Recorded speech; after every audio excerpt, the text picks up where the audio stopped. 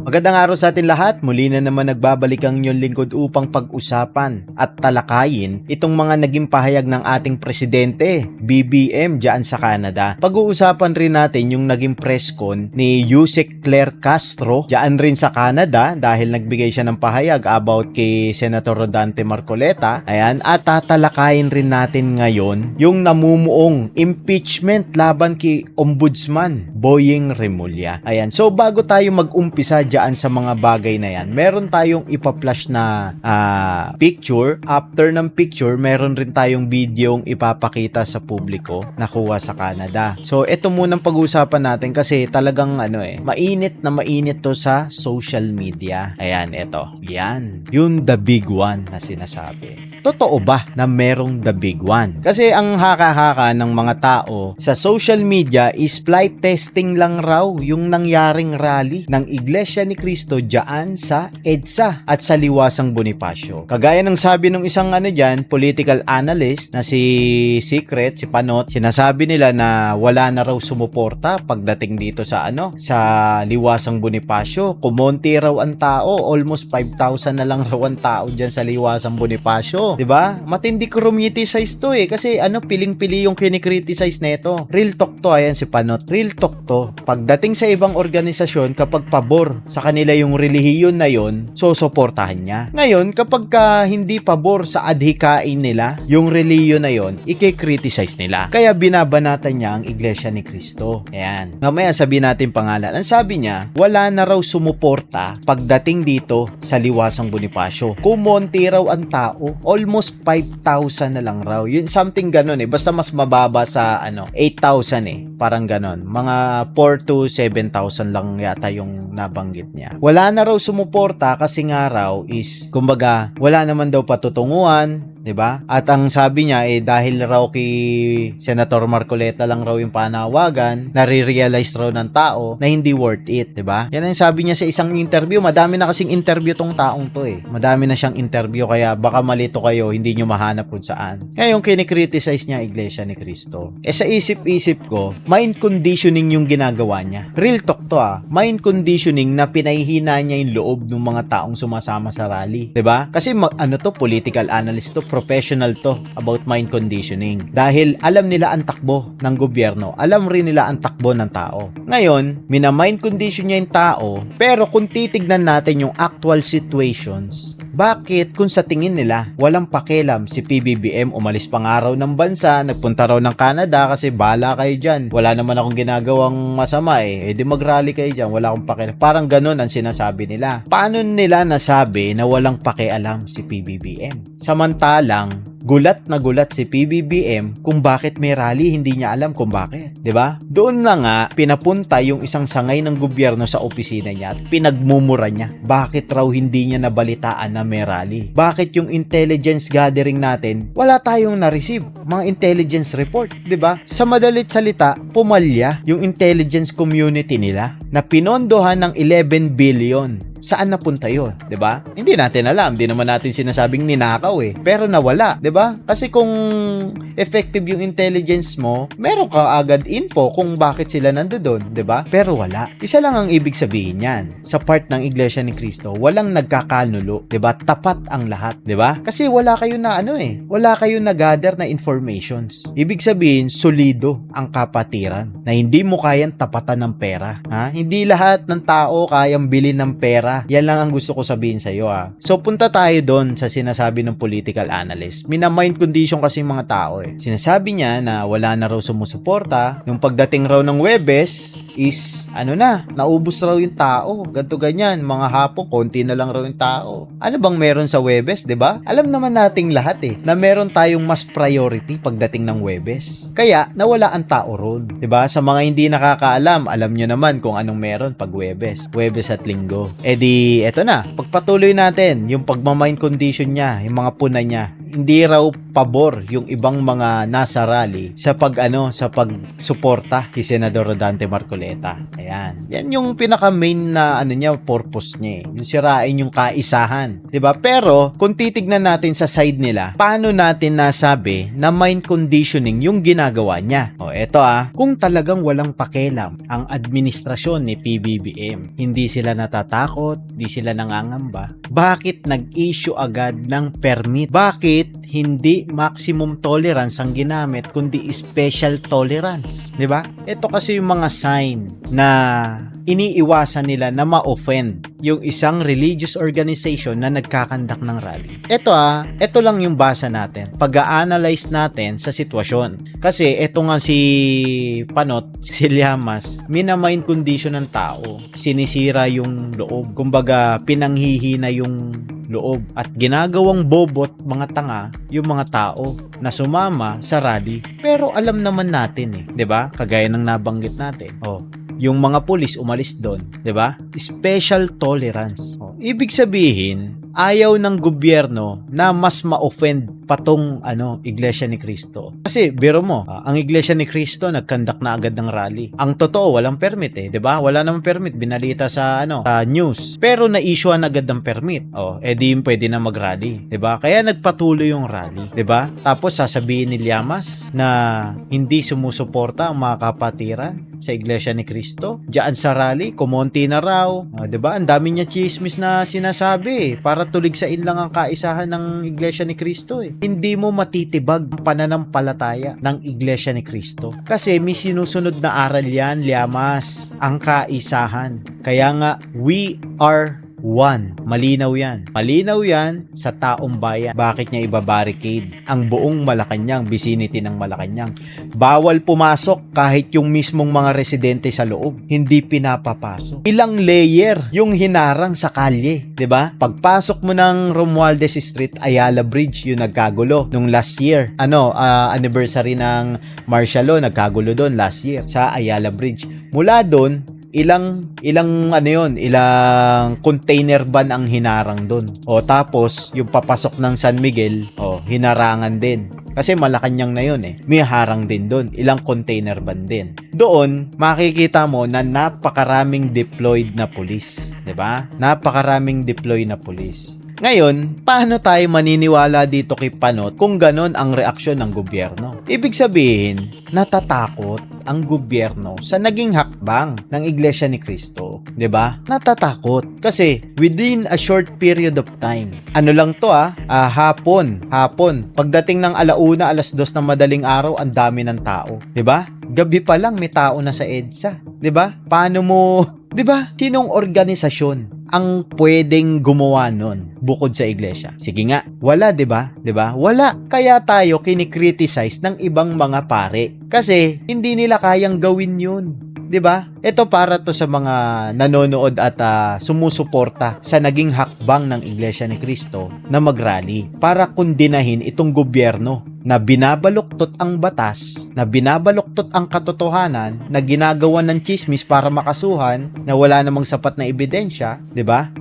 Na nagbubulag-bulagan pagdating ng investigasyon, 'di ba? Mamaya tatalakayin natin 'yan, yung naging pahayag ni PBBM. Hintayin nyo, tatalakayin natin 'yan. Ngayon, nag-comment tong political strategist, 'di ba? Kung bakit banta to sa administrasyon. Kagaya ng sinabi natin, sa maikling panahon at oras, nakapag-produce ang Iglesia ni Cristo ng almost minimum nung gabi pa lang, mga 700 to 3,000 hanggang magmaga na yon Tapos pagdating ng tanghali, umangat na hanggang umabot na ng 15, almost 16,000 ng gabi, 'di ba? So, sa maikling panahon, 'di ba? Sa maikling oras na pagitan, nakapag-produce ang Iglesia ni Cristo agad ng napakaraming kapatid na magrarally. Kaya sila kinakabahan. Ang sabi nga nila pagpe-flex raw to ng lakas ng kapatiran. Muscle flexing movements. Yun ang sabi nila. So, base sa political strategies, meron daw gamesmanship ang nangyayari dito.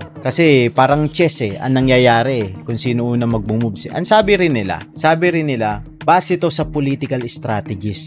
Ang sabi niya ay mensahe raw to sa gobyerno na hindi po pwede yung ginagawa ng gobyerno na selective justice, 'di ba? Kasi totoo naman, katulad ng pahayag ng Ka Edwil Sabala na sinusuportahan ng Iglesia ni Cristo ang pagpapatupad ng batas. Pero mariing rin tinututulan ng Iglesia ni Cristo ang pagbabaluktot ng batas. Malinaw yan. Kasi ipinahayag yan ng Ka Edwil Sabala sa mga mainstream media, 'di ba? Na ipalabas yan sa publiko. So, yan ang stand ng Iglesia ni Cristo, 'di ba? Hindi naman nagbabanta ang Iglesia ni Cristo. Kaya ginawa itong rally na to para diyan sa adhikain na yan na matigilan yung pagbabaluktot ng batas.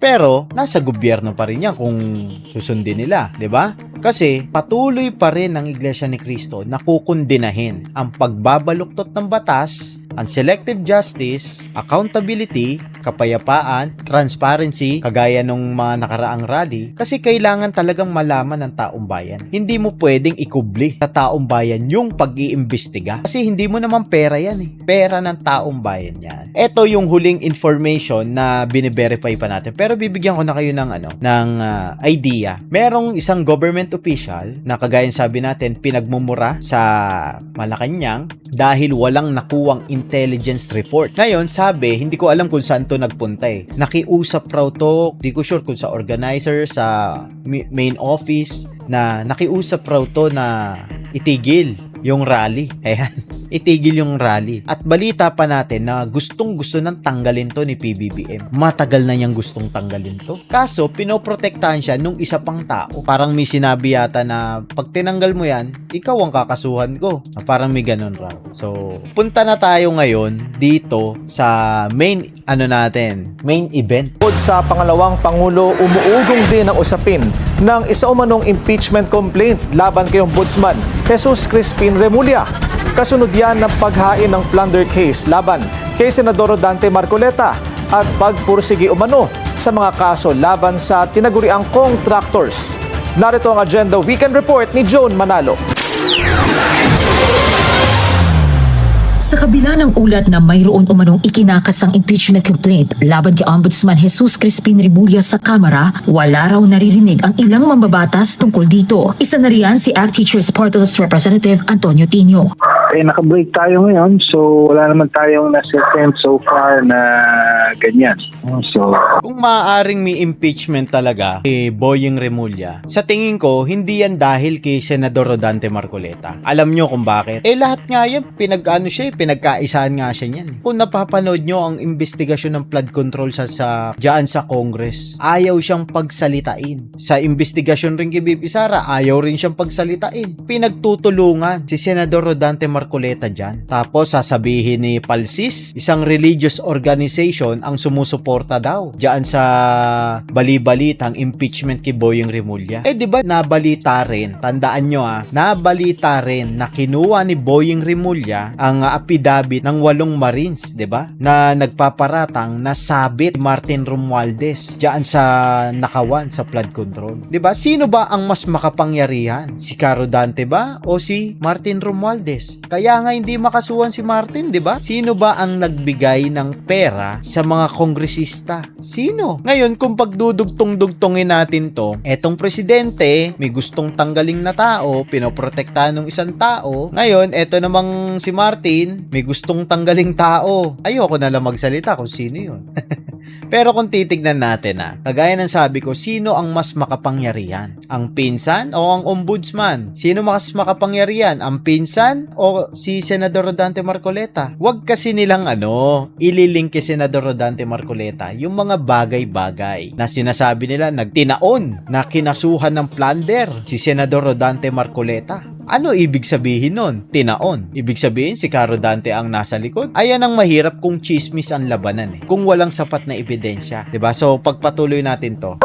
Di natin alam kung meron na. Ganito rin ang naging tugon ni Manila 3rd District Representative Joel Chua nang tanungin natin tungkol sa issue.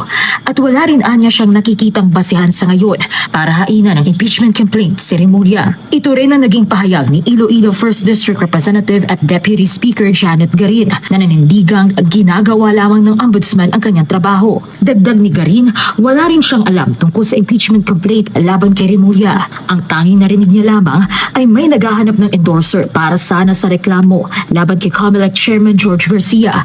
Pero wala rin anyang kumagat dito. Maging si Bicol Saro Party List Representative Terry Ridon, wala ring impormasyon tungkol sa Susunod na pala si Comelec Chairman.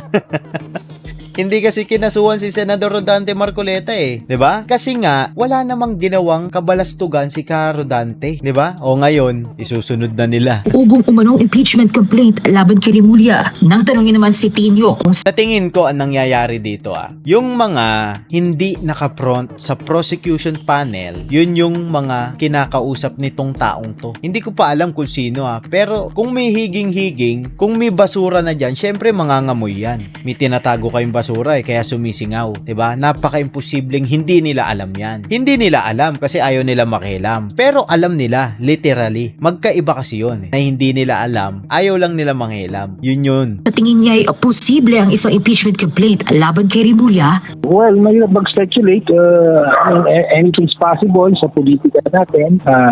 So, we just have to wait and see. Kasalukuyang aktibo ang tanggapan ni Rimulya sa paghahain ng mga kaso at pag-iimbestiga laban sa ilang opisyal ng gobyerno, lalo na mga personalidad na naiuugnay sa flood control scandal. Simula nang maupo si Rimulya bilang ombudsman noong October 2025, nakasuhan nito ang iilang tinuguriang big fish sa anomalya sa flood control projects sa bansa. Kabilang na sina dating Senator Bong Revilla, Senator Jinggoy Estrada at dating House Appropriations Chair Zaldico na pinaghahanap pa rin ng mga otoridad. Para sa Agenda Hindi lang nabanggit dito sa news yung kay Martin Romualdez na kinuha ni Boying Rimulya yung affidavit ng 8 Marines para maumpisan yung build-up ng kaso. Sa tingin ko, tutuluyan to ni Boying, si Martin, para naman masatisfied ang publiko. Yun ang sa tingin ko. Kasi nga, medyo nagkakagulo na sa loob eh. Biro mo, sila nagbabanatan sa loob, 'di ba? Kasi napaka-imposible yung sinasabi ni Palsis na involved o tinaon, nakasuhan si Ka Rodante Marcoleta tapos may impeachment si Boying Rimulya. Napaka-imposible nun, 'di ba? Kasi pinagtutulungan ng mga congressman yan si Ka Rodante Marcoleta Dahil nga sa palpak na investigasyon ng mga congressman, siya ang talagang bumuboka doon na mali yan. Bakit nyo nililihis yung investigasyon, 'di ba? Kaya nga nasabi ni Lacson na hindi marunong makisama si Ka Rodante. Dahil syempre mali, makikisama ka. Maling investigasyon, papakisamahan mo yon. Ang tungkulin mo sa taong bayan, hindi sa kapwa politiko, 'di ba? Ganun ka basic para mas maunawaan ng taong bayan. Ganun ang hangarin, layunin ni Senador Rodante Marcoleta. Kaya sa tingin ko, etong si Martin at si Ombudsman, sila nagbabanggaan. Sino ba nanuhol ng pera sa mga congressman? 'Di ba?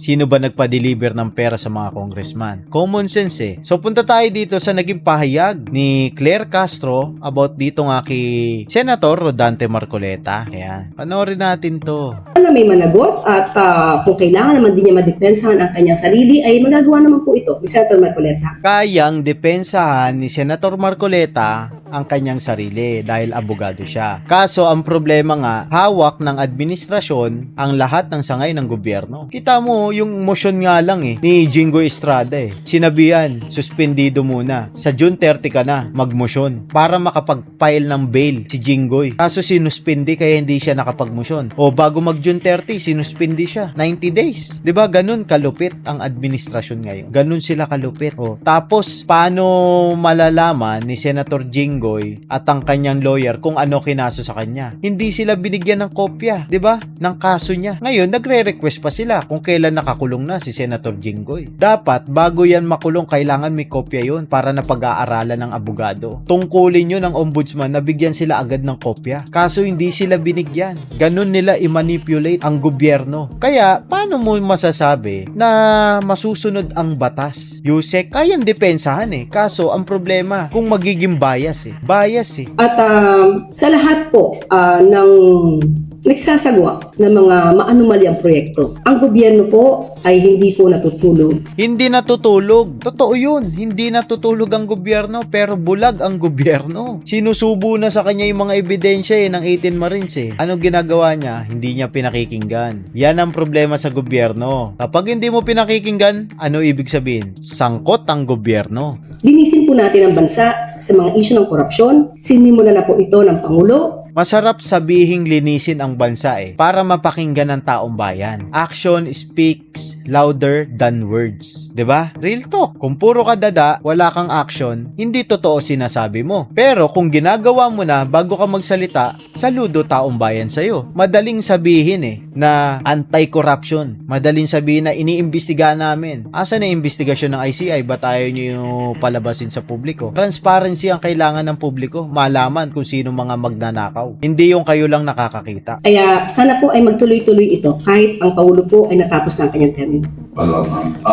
This filing happened after protest actions by Iglesia ni Cristo and as well as their firm opposition and raising opposition to the fact that he is being charged and raising the possibility na ito po ay selective justice. What message does the government want to send the INC by filing na ito po'y tinuluyan pa rin si Senator Marcoleta? Although marami pong nagsasabi na ang nasabing INC rally ay para suportahan at kung maaari ay makita ang sitwasyon ni Senator Marcoleta. Pero bukas din po ang mata ng gobyerno sa sinusulong ng INC patungkol sa transparency and accountability. Hindi po tayo naniniwala na yun lamang ang magiging dahilan ng INC para sa nasabing rally. Kung tayo po at lahat tayo, pati po ang miyembro ng INC ay para sa transparency and accountability, ganun din po tayo. Kung ganun kayo sinasabi mo, Yusik Claire, bakit ayaw niyong pakinggan yung sinasabi ng Brave 18? 'Di ba? Paano naman natin nasabi? Ulitin ko na naman. Paano naman natin nasabi na kailangan mong pakinggan itong Brave 18? Ito rason. Sino ang nagdi-deliver ng pera? Sino ang security ni Saldico? Kita naman sa video na sila ang nagdi-deliver ng pera, na meron silang hawak na mga ebidensya. Ayaw lang ilantad sa publiko lahat. Pero kung tutusin, malalim yung nalalaman nitong Brave 18 Marines. Bakit ayaw i-entertain ng gobyerno ni PBBM itong 18 Marines? Anong problema? Pwede kapag nagsisinungaling, 'di ba? Kapag nagsisinungaling yung mga tao, pakulong nyo. Lahat ng kaso, i-file nyo. Pero bakit ayaw nyong pansinin? Ayaw nyong bigyan ng pagkakataon. Bakit tinututulan ng gobyerno? Paano naman natin nasabing tinututulan? Ayaw imbitahan ni Lacson, 'di ba? Kung sino pa magnanakaw, yung pa state witness, bunuan. Kung sino yung sangkot na sinasabi ni Saldico na si Martin ang puno, ang sinasabi ni Martin ang executive branch naman, ayaw imbestigahan kung sino sa executive branch, 'di ba? Yun yung problema. Kaya walang taong naniniwala sa mga pinagsasabi mo, 'di ba? Din po ang pamahalaan, ganun din po ang Pangulo. Sabi nga po natin, wala pa Ganun kayo sa salita pero sa gawa hindi kayo ganun. pong rally, nagsisimula na po. At nasimula na po. Nasimulan pero walang resulta. Totoo naman yun, nasimulan Pabor kami dun. Pero asa ng result? Bakit hindi alam ng taong bayan kung paano yung naging procedure ng pag-iimbestiga nyo? Kasi yun ang kailangan malaman ng taong bayan Kaya binabanggit ng Iglesia ni Cristo na transparency and accountability. 'Di ba? Mahirap bang intindihin yun? Hindi napakahirap intindihin ng mga requests. Napakadaling intindihin yun. Accountability, transparency, justice, peace. Yan para hindi magkagulo. Peace ang kailangan. Ngayon, ano yung panlima? Yung don't bend the law. Yan yung bago ngayon. Na panukala ni Erwin Tokmol. 'Di ba? Masyadong matalino mag-English yun Halatang walang alam sa batas. Biro mo, lawmaker ka, ikaw magbe-break ng law. Pangulo ang magpapanagot sa mga dapat na managot. Malamang ang mga Hindi Pangulo ang magpapanagot sa dapat managot, kundi ang batas. 'Di ba? Ang batas ang magpapanagot sa kahit sinong government official, Pangulo, Senador, Vice President, Congressman, 'di ba? Mayor, Vice Mayor, konsehal, mga barangay chairman. Batas ang nagpapanagot sa lahat ng 'yan. Ordinary citizen, hindi Pangulo ng Pilipinas. miyembro po ng INC ay makikita naman nila kung ano yung mga elemento na nailagay patungkol sa di umang plunder and graft cases. Kalokohan nga yung plunder case nyo. 'Di ba? Sabi na ni Clavano na pwede siyang tumanggap basta tatakbo siya sa isang posisyon sa gobyerno. 'Di ba? Bakit si PBBM 247.2 million plus 30 million plus 20 million plus 1 million plus 6.9 billion plus 12 something billion. Laki nun Almost 20 billion yata yun. Gift din yun. Ngayon yung nagregalo sa kanya nakaupo na sa isang posisyon na mataas sa gobyerno. Sa resolution po siguro ng Ombudsman ay makikita nila kung bakit naisampa ang mga kasong ito sa miyembro po ng INC na si Senator Rodante Marcoleta. Tama po bang tingin nito na hindi Alam nyo, wala namang problema kung talagang may pagkakasala si Caro Dante Marcoleta. Walang problema kahit makulong niya kasi hindi naman niyang kukonsintihin. Real talk yan. Sa kahit sinong miyembro ng Iglesia ni Cristo, hindi yang kinukonsinti. Nahayaan yan. Kasi may kasalanan sa batas Yun ang batas, panagutan mo kung ano nagawa mo kasalanan Kaso ang problema, wala siyang nagawang kasalanan. Tapos priority pa siyang makulong agad. Priority yung pag-build up ng kaso sa kanya. Yung plunder case. Nauna pa siya sa mga purse. 'Di ba? Kaya kinukundi na yan. Actually, alam nyo ito kasi ang style ng gobyerno. Namimikon, nagbibingi-bingi yan, tapos sasang-ayunan ka sa isang bagay. Pareho kayo ng sinasabi. Real talk to, pareho kayo ng layunin. Sa salita, pero hindi sa gawa. Kaya napipikon ang taong bayan. Hindi nila ina-address properly, professionally, yung concern ng taong bayan. Real talk yan. Kaya nga pinagmumura sa Canada yan Kaya ginaganyan sila ng mga Pilipino. Kasi kung ano ang tanong sa'yo, iba ang sagot sa kanya na hindi niya sinasagot directly. Ililihis niya sa panahon ni PRRD. mura, hindi nasindak ang gobyerno sa mga protesta ng INC? Tama po, hindi naman po kailangan magpa-pressure ang gobyerno at ang mga nag-iimbestiga. Pati na po ang mga korte natin sa mga presyo ng ibang mga grupo. At sa ating palagay ay hindi naman din po yun ang naisin ng INC. At still, sa mga may balak na magpa-pressure sa gobyerno para po mapaligtas ang mga tao na sinasabi natin maaaring sangkot sa mga anomalya. Huwag niyo na po itong ipilit. Huwag niyo na po itong gawin. Dahil muli, hindi matutulog ang gobyerno, hindi din matutulog ang mga investigating bodies, pati na po ang korte. Alam mo, nilusot mo lang Sa Iglesia ni Cristo rin patama niyan. Paano kayo mape-pressure? Ito common sense Paano kayo mape-pressure sa pangkaraniwang tao? Sa maliit na grupo? Kaya nyo i-disperse yan anytime Mensahe mo yan para sa Iglesia ni Cristo. Real talk to Kasi tayo, pinaliligoy-ligoy nila yung mga salita nila, pero alam naman natin kung saan ang ang dating ng salita niyan. Nauunawaan natin yun, hindi naman tayo mga tanga rito. Sige nga, sinong grupo ang magpe-pressure sa gobyerno? Gobyerno yan. Hindi yan mape-pressure sa maliit na grupo. 'Di ba? Hindi kayo pine-pressure ng Iglesia ni Cristo. Totoo yan. Alam nyo kung bakit? Hindi naman kayo pinakikialaman dyan Pero pag may mali, hindi pwede yun. Nababaluktotin nyo yung batas. Feeling nyo pine-pressure kayo, mali nga yung ginagawa nyo Pinapaalalahanan kayo. Palagi. Hindi para paboran ang gusto ng isang relihiyon, kundi para mamulat kayo na hindi pwedeng baluktutin ang batas, 'di ba? Na kailangan nyo ipatupad kung ano yung batas. Walang selective justice. Namimili kayo kung sino ipapatuparan nyo ng batas Tapos sasabihin nyo pinipressure kayo, 'di ba?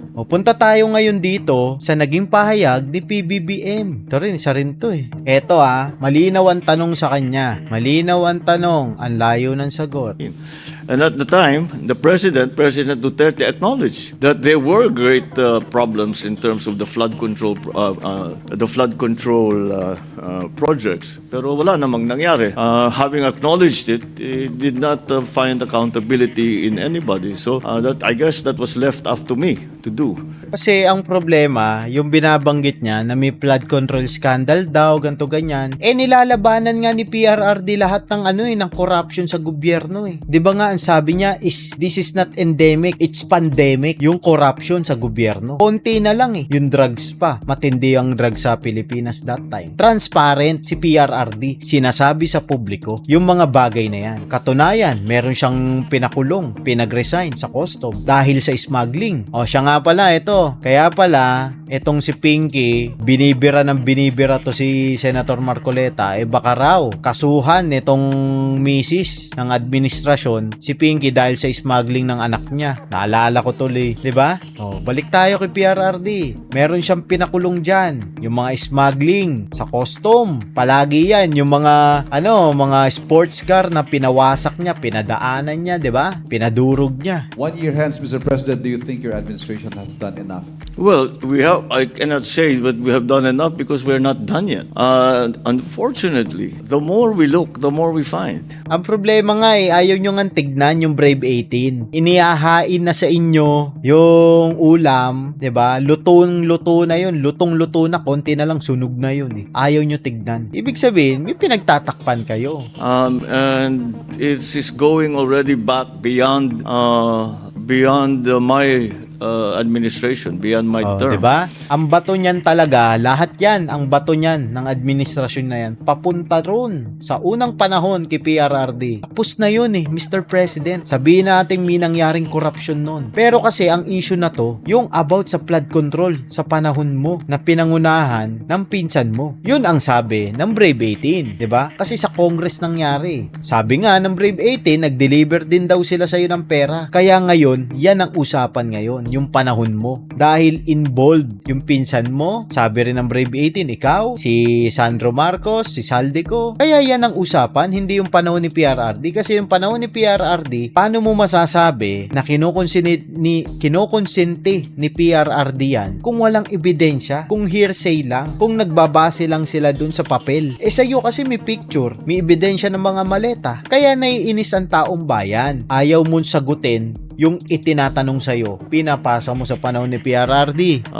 If you remember, Sige nga, pakulong mo si PRRD dito sa Pilipinas. Litisin mo nga rito yung sa flood control ni PRRD. Oh. I think it was in 2018 already.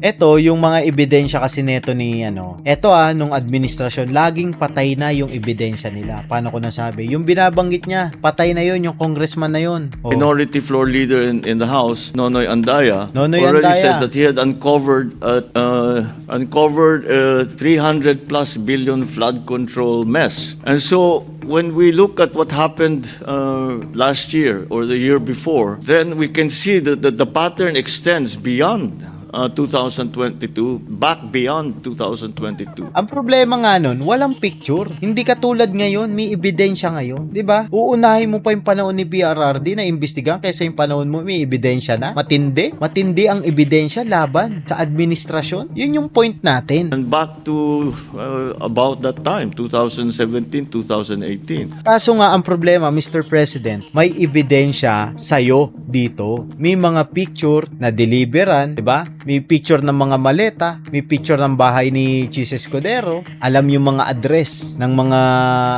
kongresista, kompyutado yung pera. Yun ang problema sa panahon mo. Sa panahon ni PRRD, sabihin na natin hindi na wala korap. Sinasabi naman ni PRRD yan sa tuwing kinakausap niya taong bayan, sinasabi ni PRRD yan. Totoo naman yun, hindi na wala korupsyon. And at the time, President Duterte acknowledged that there were great problems in terms of the flood control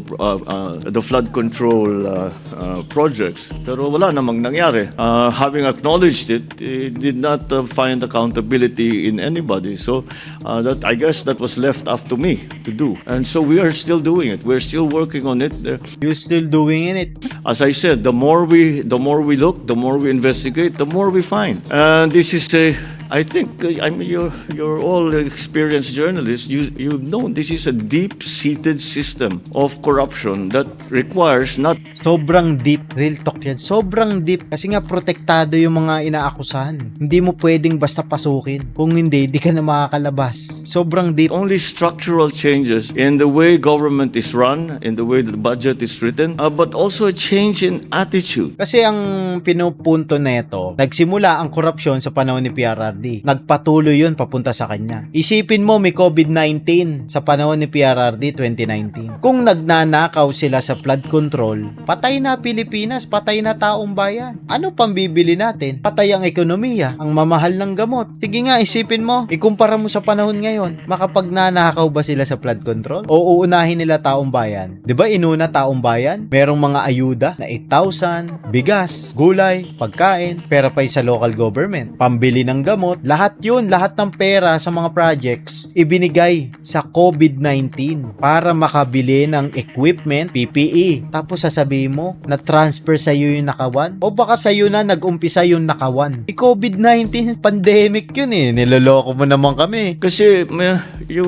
ang sinabi ko, mahiya naman kayo. Pag tinanong mo sa akin, nahiya ba sila? Yung iba hindi. Akala nila, karapatan nila yung gagawin na ganun Wala kaming ginagawang mali. Ganyan talaga patakbo rito. Anong Anong dapat mong gawin, Mr. President? Kalusin mo yung mga nagsasabi ng ganyan. Ikaw dapat, kapag sinabihan ka ng ganyan, ikaw dapat kakasuhan mo automatic yan. 'Di ba? Alam mong mali eh. Anong ginawa mo? Sinabi pala sa iyo yan. And that's the hardest part to change. Hindi kapag ikaw nagpapatupad ka talaga ng batas at tuwid ka, hindi mahirap para sa iyo yun. Nakasuhan yung mga yan, na ipakulong yung mga yan para maging banta sa iba. Na kapag tinularan nyo to, sa panahon ko, ipakukulong ko kayo. Kakasuhan ko kayo. Ganun dapat kasi presidente kayo eh. Anong ginawa nyo nung nalaman nyo yun? It's the hardest part to change. Magiging mahirap lang yan kapag nasuhulan ka, kapag nagkaroon ka, talagang mahirap yan. Kasi ang sasabihin, di ba hinatian kita? Kaya mahirap. Doon pumapasok na hindi mo pwedeng galawin yan. Kasi nagkaroon ka. The culture of within government where to take As a president, nasa iyo lahat ng kapangyarihan para kasuhan niyang mga yan. Real talk yun, ikaw presidente eh. 'Di ba? Hawak mong lahat ng sangay ng gobyerno eh. and they put all kinds of nice words, rebate, kickback yan. Wala nang ibang sa tunay na salita, kickback yan.